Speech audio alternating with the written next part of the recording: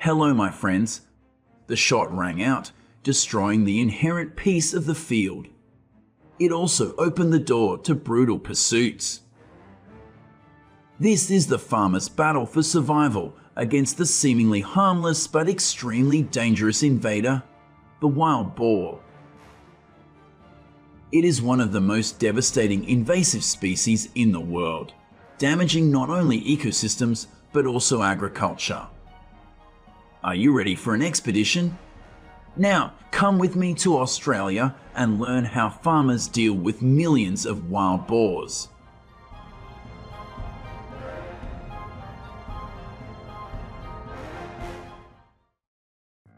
Every year, during harvest season, we witness an invasion of wild boars in the fields.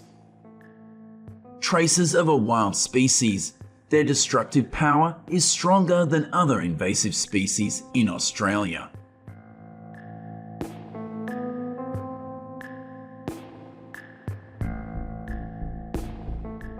A keen sense of smell helps wild boars smell the rich aroma from the fields. Wild boars and their cubs enter the fields to eat the agricultural products that farmers are preparing to harvest.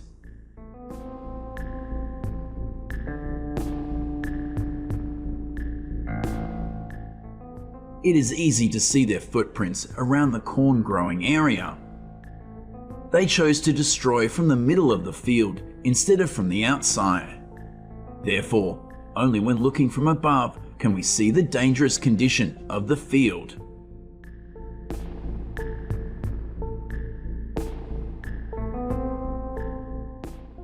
Not stopping there, wild boars also try to attack farms and approach farmers' livestock.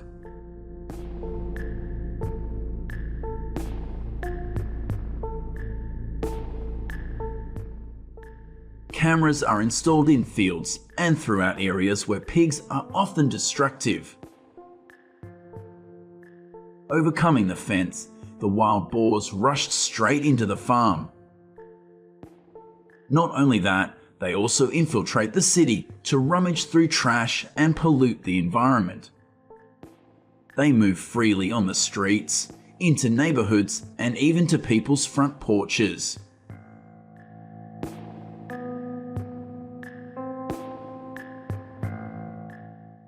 The story would not be worth mentioning if wild boars did not attack humans. Their aggression is a threat to human safety.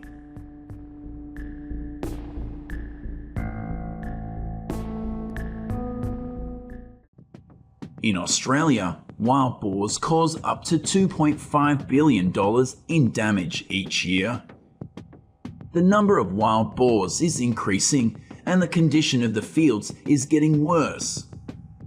This puts many farmers in a difficult situation. Therefore, the Australian government is increasing its efforts to fight them. Especially during the growing season, the government has issued a directive allowing the hunting of wild boar.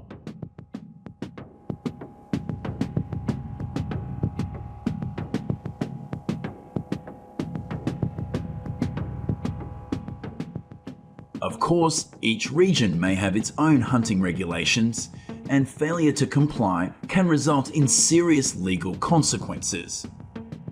Before deciding to go hunting, make sure you learn about local regulations and follow them.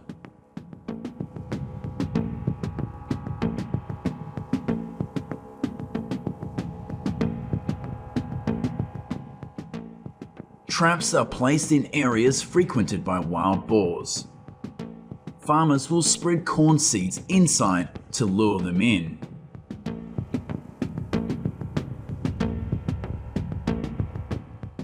The trap falls, the whole herd of wild boars will be trapped here.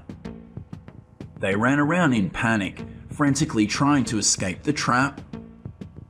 Unfortunately, the traps are designed to be 1.8 to 2.4 meters high to ensure wild boars cannot jump above the fence.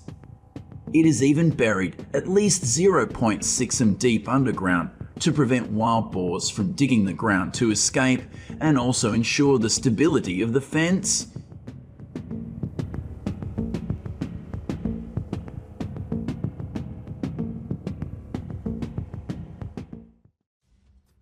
farmers mobilized a large number of hunting dogs to catch wild boars. Everything was chaotic. A large-scale pursuit was going on.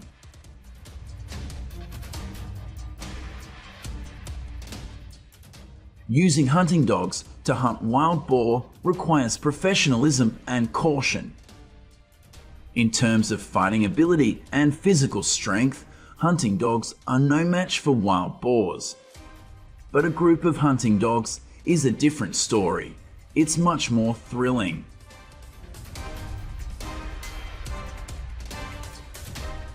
Hunting dogs provide great support because of their ability to move well on all terrains, sharp senses, and good physical strength.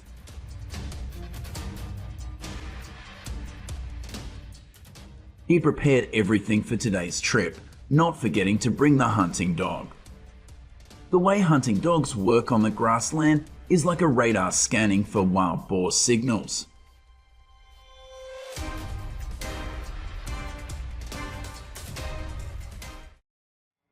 Hunting wild boar in the field is an exciting activity and is often done by hunting lovers. Some farmers do not have the skills or time to hunt. They chose to hire hunters to protect their land.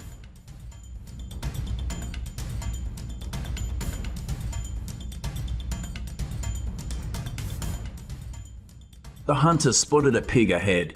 He gently took aim and killed it neatly.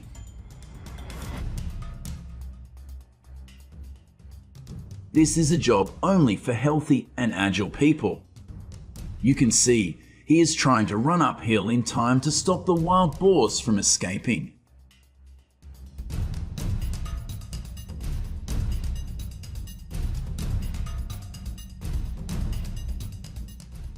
The group of people entering the citrus farm were not harvest workers but hunters.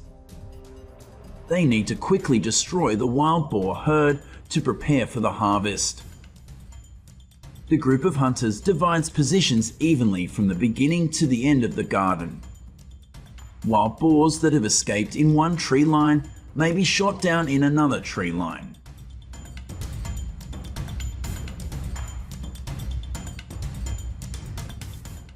This layout is also suitable when hunting wild boar in mountainous areas with many trees blocking the view. Along the path wild boars often travel, groups of hunters split up to attack different locations, from the bottom of the hill to the top of the hill. This way they can take down more wild boars.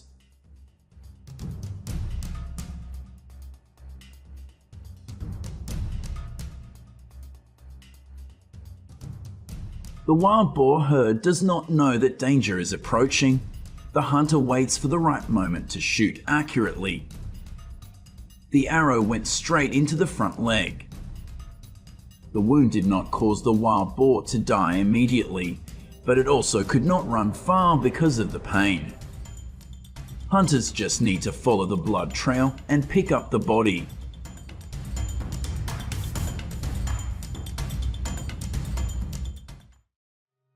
Night gradually falls. This is the right time for hunting.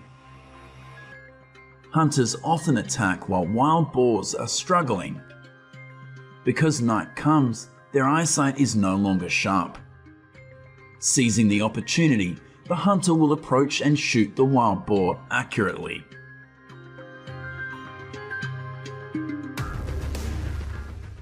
The final job is to transport their bodies to the car.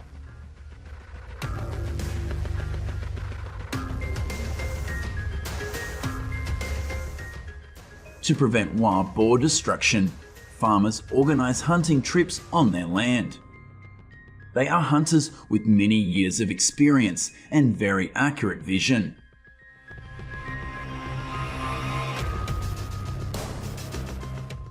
It's best to take them down with one shot, because you cannot run away quickly from a scary animal like a wild boar.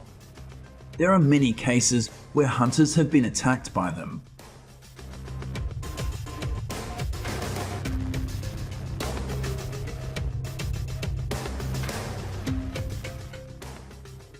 Hunting wild boar by helicopter is quite expensive, but it is safer for hunters, and they can also easily search for wild boars in fenced areas.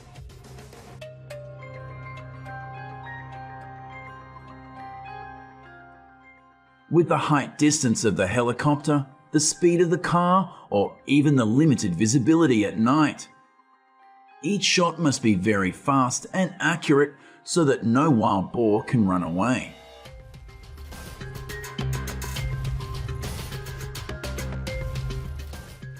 Based on the movement of the grassland, hunters will judge the location of the pigs. They followed their direction and waited for the opportunity. When there is no more hiding place, the wild boar will definitely be given a shot.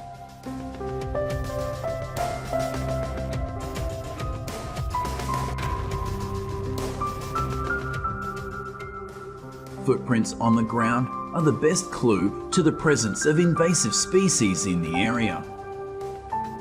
The data is there, but finding it is sometimes difficult. Wild boars are much more cunning than we think. Depending on the type of terrain, they can run like flying on grasslands, hide in dry bushes, and even swim across large rivers.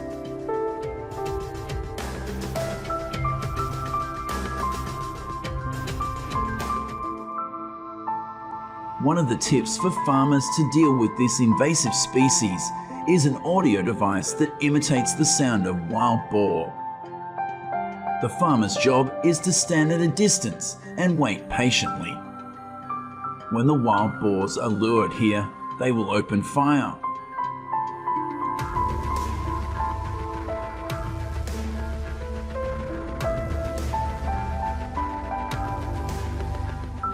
Compared to hunting alone, large-scale hunting with many hunters will bring more chances of success.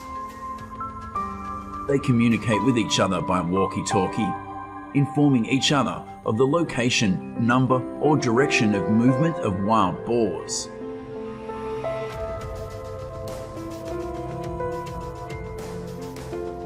After a while of waiting, the shot just now was convincing enough and proved that this was a job that only excellent hunters could do.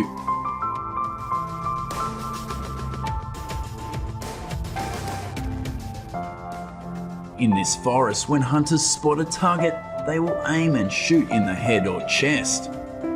However, the head is the preferred position when hunting wild boar, because headshots are more fatal. Shots to the chest do not cause immediate loss of feeling. That's how professional hunters deal a high damage attack and the results they obtained on today's trip.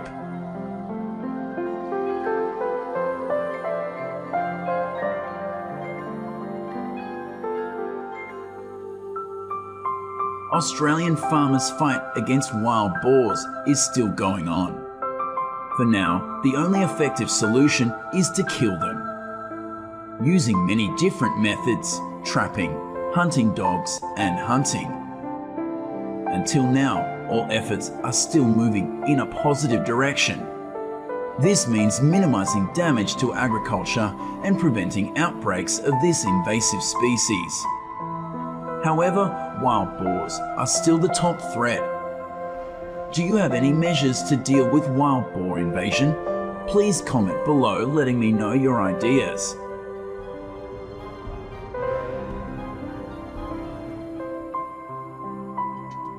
The footsteps are rushing. The unequal chase is taking place across the fields in the Australian wilderness. Right at the moment the cow was exhausted and about to be pounced by dingo, the shot was able to stop it.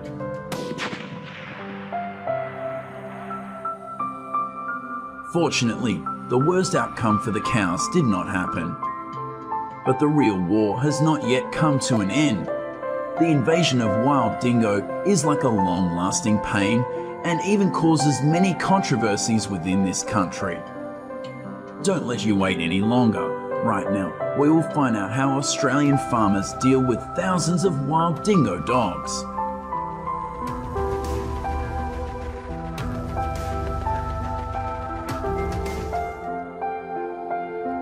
Dingoes were introduced into Australia about 4,000 years ago. From the moment it appeared, Australians had different approaches.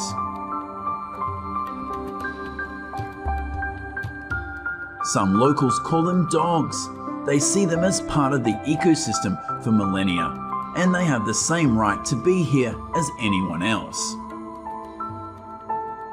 Meanwhile, some farmers see this as a pest and a threat that needs to be eliminated immediately.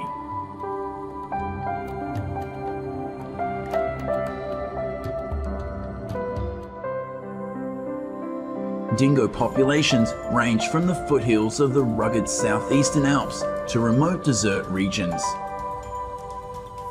They are opportunistic foragers, sometimes scavengers, and their diet often depends on where they live. They hunt for prey such as sheep, goats, rabbits, and reptiles on Fraser Island.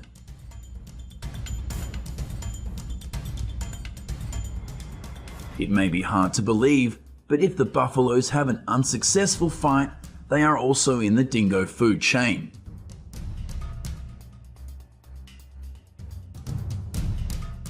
Dingo doesn't even hesitate to approach giant fish. It is poking at the carcass of a decomposing dolphin on the Queensland coast.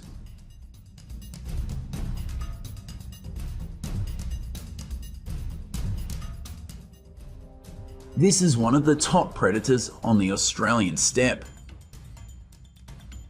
They have the appearance of a dog, and they even look quite harmless. But when hunting, its cunning and aggressive personality is extremely similar to that of wolves.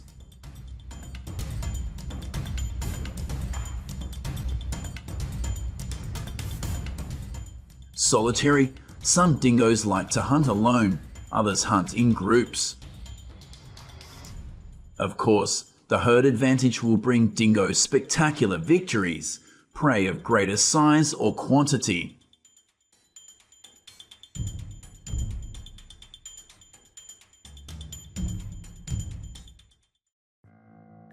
From an ecological perspective, there is some evidence that dingoes may help control the numbers of introduced predators such as feral cats and foxes. Like all apex predators, they also play an important role in keeping ecosystems in balance. For example, by reducing the impact of feral goats and kangaroos on vegetation,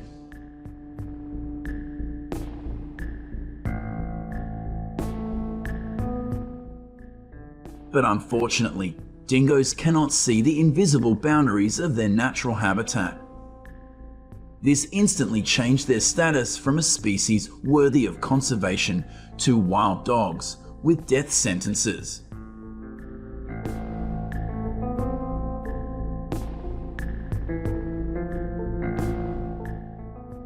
The most shocking case was the disappearance of 9-week-old baby girl Azaria Chamberlain in 1980. At that time, prosecutors thought it was too ridiculous for a dog to commit a crime, and they charged the mother. Then after 10 years, the truth was found: their newborn daughter was taken by a dingo.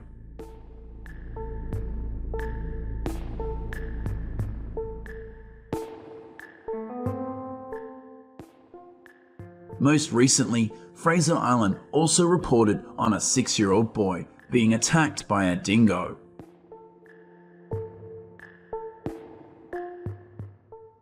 Currently, dingo attacks on humans are very rare in Australia, and they usually happen to young children. The rescue team successfully saved the newborn baby from the jaws of a dingo.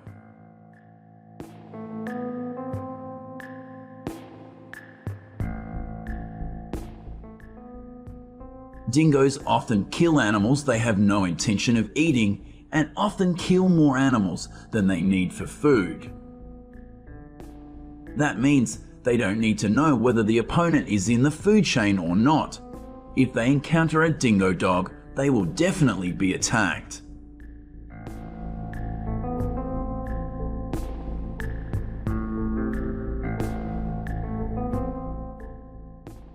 Dingo dogs especially like to chase animals that are running away from the group.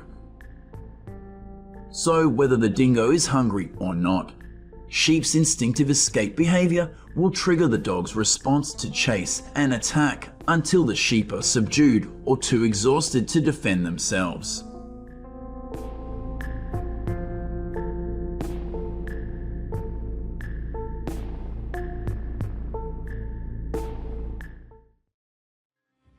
According to estimates, damage caused by dingo dogs is about 120 million USD each year.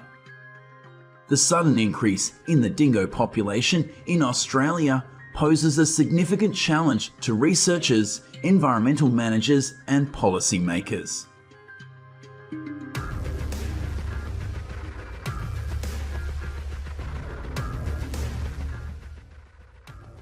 Dingoes were the cause of the country's literal separation. The world's longest fence, 560 km long, runs from western South Saar across the Strzelecki Desert and through southern Queensland to prevent dingoes from entering the relatively fertile southeast of the continent and protecting sheep herds in southern Queensland.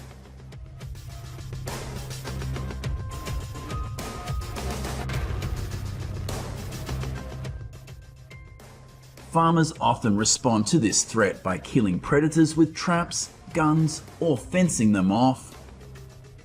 However, the method will depend on each person's conditions and dingo behavior in the area.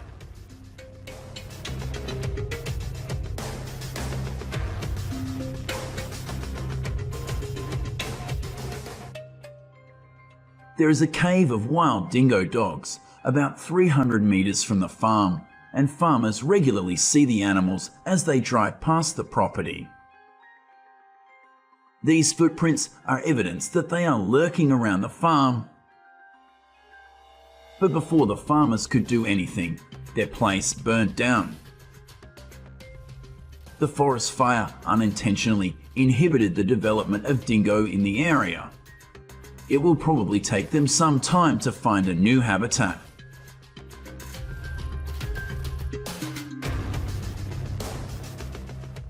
Between the Rocky Mountains and drought-ravaged farms lies a stretch of so-called militarized zones, the front line of the battle between farmers and environmentalists over the survival of dingoes in Australia.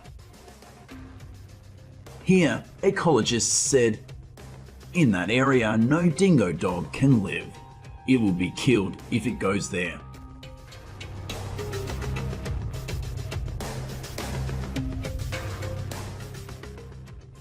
If caught in traps, they moan in terror and pain, and can struggle frantically for 24 hours or more before hunters return to shoot them dead.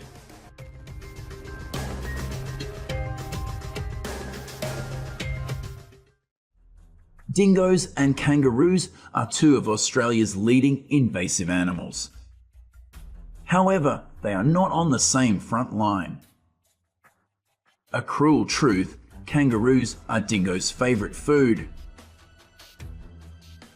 Wildlife has never been easy for them. Not only is nature harsh, they also have to confront aggressive predators.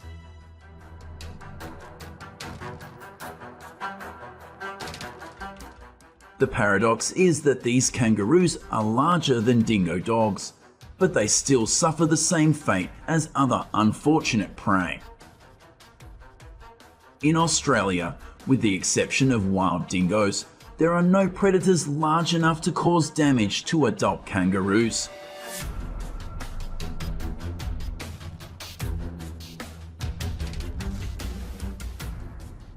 Hunters may find marks that indicate a struggle. Both the dingo and its prey often leave deep tracks with splayed toes in the soil, accompanied by broken vegetation. They can rely on it to find the dingo's shelter.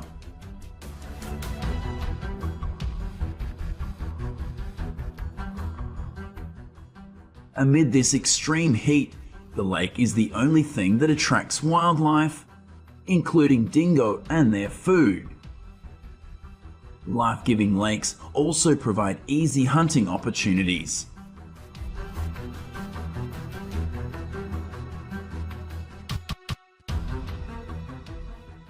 Prey that is many times larger than its body still does not worry dingo. Continuous attacks and provocations came from dingo.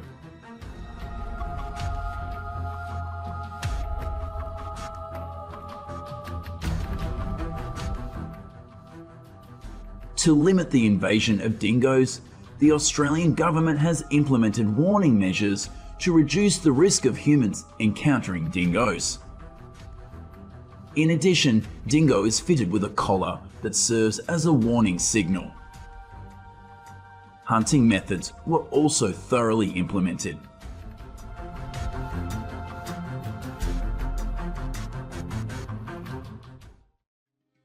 The Australian government has allocated $110 million to replace all inadequate and unsafe fencing. These new fence structures are typically constructed from stainless steel or metal mesh with a minimum height of 2 m. These improvements aim to improve the control and durability of the fence while minimizing the risk of dingo intrusion.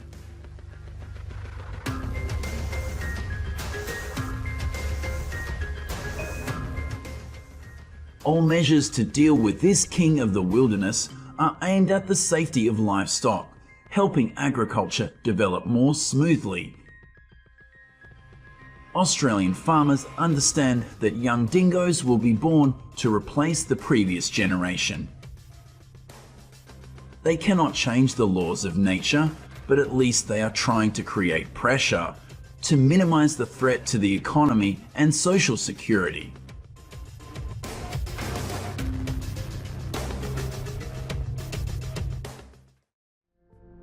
With strong life in the harsh land, dingo becomes a part of Australia's ecosystem.